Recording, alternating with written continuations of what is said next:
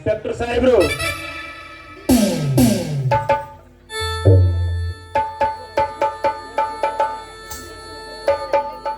ಓಹೋ, ನಮ್ಮ MLA ಸಾಹೇಬ್ರು, ಬನ್ನಿ ಸರ್, ಕುಳಿತುಕೊಳ್ಳಿ. ನಿನ್ನೊಂದಿಗೆ ಕುಳಿತು ಮಾತನಾಡುವಷ್ಟು ಸಮಯ ನನಗೆಲ್ಲ. ಯಾಕಂದ್ರೆ ಪಾರ್ಟಿ ಮೀಟಿಂಗ್ಗೆ ಕರೆದಿದ್ದಾರೆ, ನಾನು ಬೆಂಗಳೂರಿಗೆ ಹೋಗ್ಬೇಕು. ಏನು ತಮ್ಮ ಮದುವೆ ಕಾರ್ಯ ನಿನ್ನೆ ತಾನೇ ಮುಗಿತಲ್ಲ, ಮತ್ತೊಮ್ಮೆ ಶುಭಾಶಯ ಕೋರಲು ಬಂದಿರುವೆ. ಇಷ್ಟೆಲ್ಲ ವಿದ್ಯೆ ಕಲಿತು ಈ ಹುದ್ದೆ ನನಗೆ ಸಿಗಬೇಕಾದ್ರೆ ತಮ್ಮ ಸಹಾಯ ದೊಡ್ಡದಿದೆ ಸರ್, ತಮ್ಮ ಸಹಾಯ ದೊಡ್ಡದಿದೆ. ನೀವು ನನ್ನ ಪಾಲಿನ ದೇವರು ಸರ್.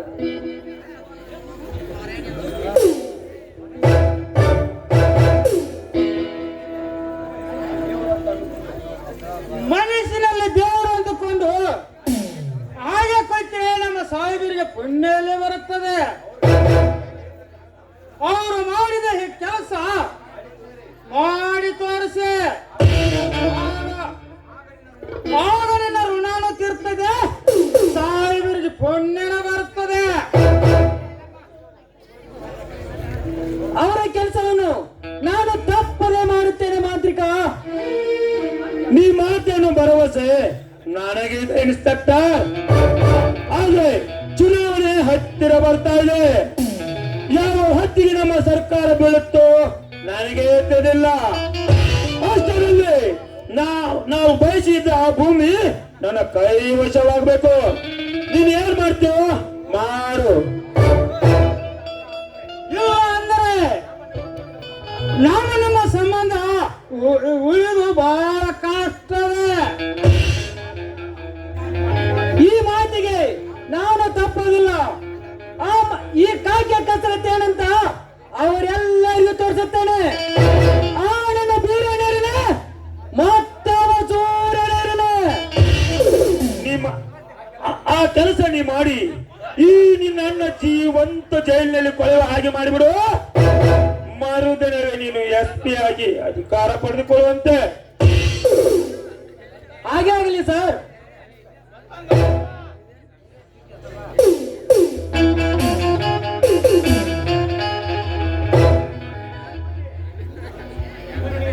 ಇದು ನಿನಗೆ ನೆನಪಿರಲಿ, ಬರ್ತೇವೆ.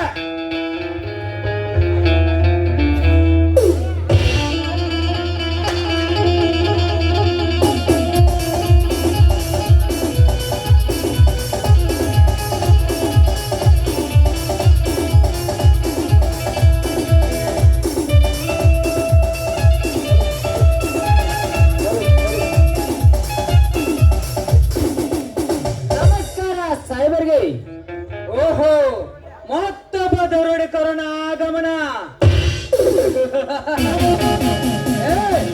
ನೀನಿಲೆಗೆ ಬಂದು ನಮ್ಮನ್ನು ಬೀಳಿಸಿಕೊಂಡು ಅವನಿಗೆ ಬಂದಿದ್ದೆ ಸರ್, ಬೇಯಿಸಿಕೊಂಡು ಅವನಿಗೆ ಬಂದಿದ್ದೇನೆ.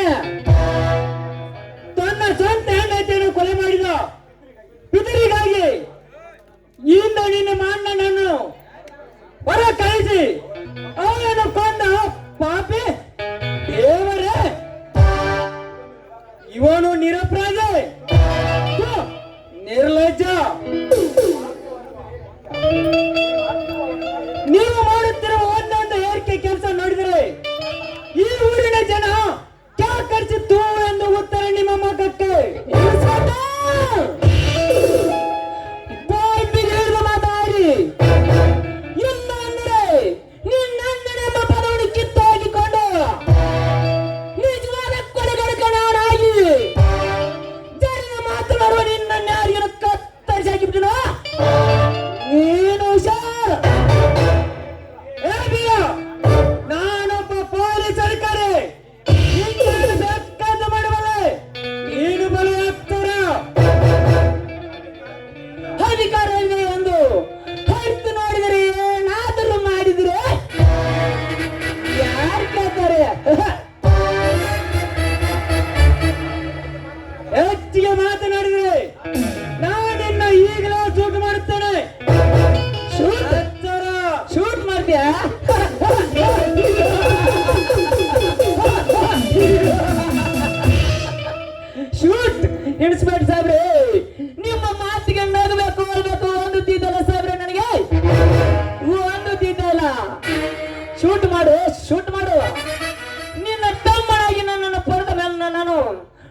ಶೂಟ್ ಮಾಡೋರಪ್ಪ, ಶೂಟ್ ಮಾಡುವ.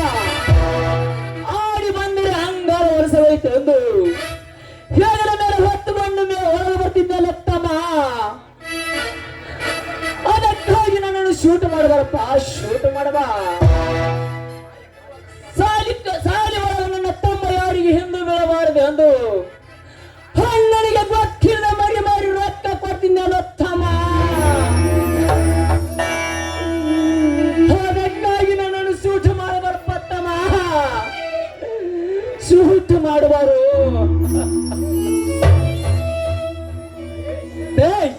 ತುಂಬಾ ನಾಟಕ ಮಾಡ್ತಿದ್ಯಾ.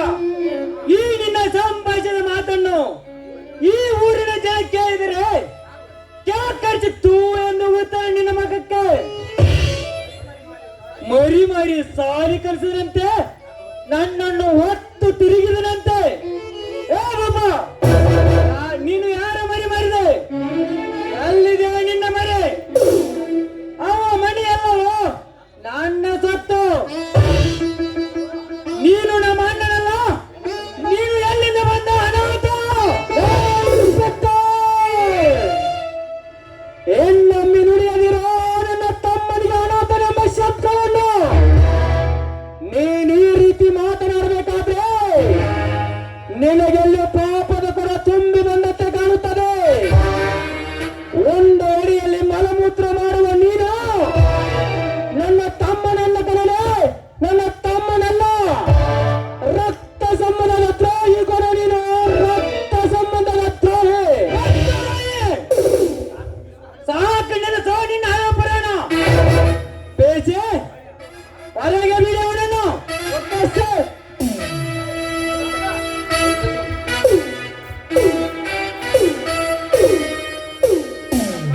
ಏನಪ್ಪ ಧರ್ಮರಾಜ, ಜೈಲಿನಲ್ಲಿ ಇದ್ದುಕೊಂಡು ಈ ರೀತಿ ಆರ್ಭಟಿಸ್ತಿದ್ಯಾ? ಈತನ ನಮ್ಮ ಅಣ್ಣನೇ, ಇವನು ಉಪಕಾರ ನನಗಿದೆಯಾ? ಇವನು ಅನಾಥನದೇ ಬೇರೇನು? ಇವನು ನನ್ನ ತಂದೆಗೆ ರಕ್ತ ಹಚ್ಚಿಕೊಂಡು ಬಂದಿದ್ದರೆ ನಾನು ಪ್ರೀತಿ ಮಾಡುವ ಅಣ್ಣನು ಇವನು ಪ್ರೀತಿ ಮಾಡುತ್ತಿಕ್ಕಿಲ್ಲ. ಇವನು ಮಾತನ್ನು ಕೇಳಿ ದೇವರಂತ ನನ್ನ ಅತ್ತೆಯನ್ನು ನೀನು ಕೊಲೆ ಮಾಡ್ತಿಕ್ಕಿಲ್ಲ. ಸತ್ಯವನ್ನು ಸತ್ಯ ಅಸತ್ಯನ್ನು ತೂಗಿ ನೋಡಿ ಹೇಳೋದಕ್ಕೆ ಇದೇನು ಪಂಚಾಯ್ತಿ ಅಲ್ಲ ಕಣ. ಸಣ್ಣವನಾದ ನಿನಗೆ ತಿಳಿಸಿ ಹೇಳೋದಕ್ಕೆ ಇದೇನು ಮನೆಯೂ ಅಲ್ಲ. ಆಸ್ತಿ ಇಲ್ಲದೆ ಅನಾಥರಾಗಿ ನಾವು ಬದುಕುತ್ತಿದ್ದ ಆ ಒಂದು ಸಂದರ್ಭದಲ್ಲಿ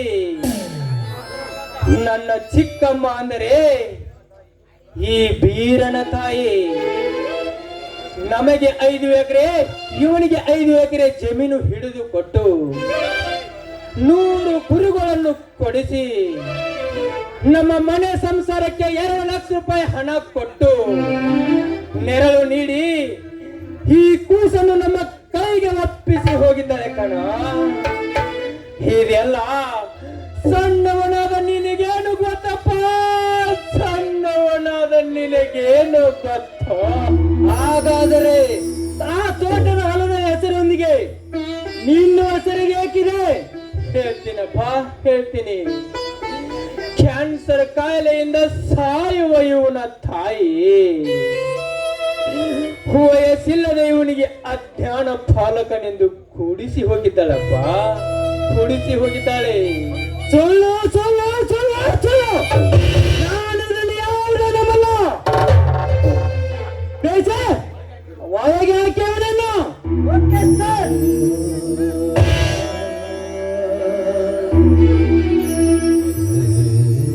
ಇನ್ಸ್ಪೆಕ್ಟರ್, ಅವರನ್ನಕ್ಕೆ ಒಳಗಡೆ ಹಾಕ್ತಾ ಇದ್ದೀರಾ? ಅದನ್ನ ಕೇಳಕ್ಕೆ ನೀನ್ಯಾರು? ನಾನು ಯಾರು ಅಂತ ತೋರಿಸ್ಕೊಳ್ಳಿಕ್ಕೆ ಇಲ್ಲಿಗೆ ಬಂದಿದ್ದು. ಮೊದಲು ಬಿಟ್ಟು ಬಿಡಿ ಅವರನ್ನ.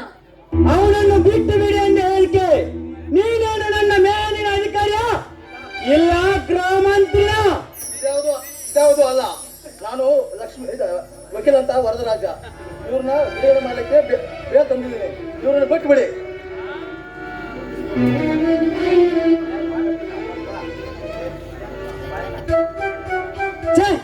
ಇದೆಂತ ಕೆಲಸ? ಬಿಟ್ಟು ಬಿಡಿ ಅವನನ್ನು. ಸರ್,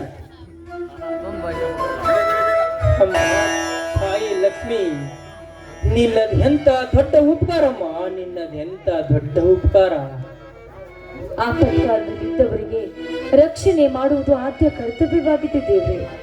ನಿಮ್ಮನ್ನ ಕಂಡ್ರೆ ಸಾಕು ಸಾವಿರಾರು ಜನರು ಕೈ ಮುಗಿದು ಹಿಂದಕ್ಕೆ ಸರಿತಾರೆ.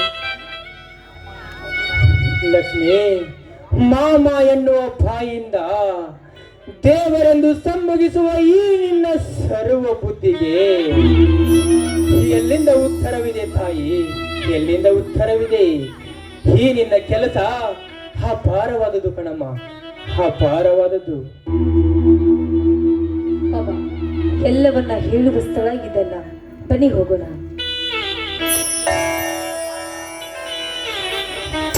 ಆದರೆ ಹೋಗೋಣ ಬಾಣ, ಮೊದಲು ಮನೆಗೆ ಹೋಗೋಣ ಬಾ.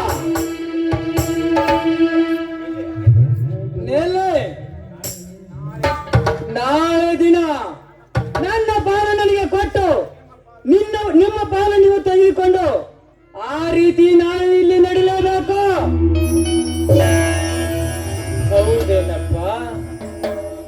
ಹಾಗೆ ಆಗ್ಲಿಪ್ಪ, ಹಾಗೆ ಆಗ್ಲಿ. ಎಲ್ಲವೂ ನಿನ್ನಿಷ್ಟದಂತೆ ಆಗಲಿ.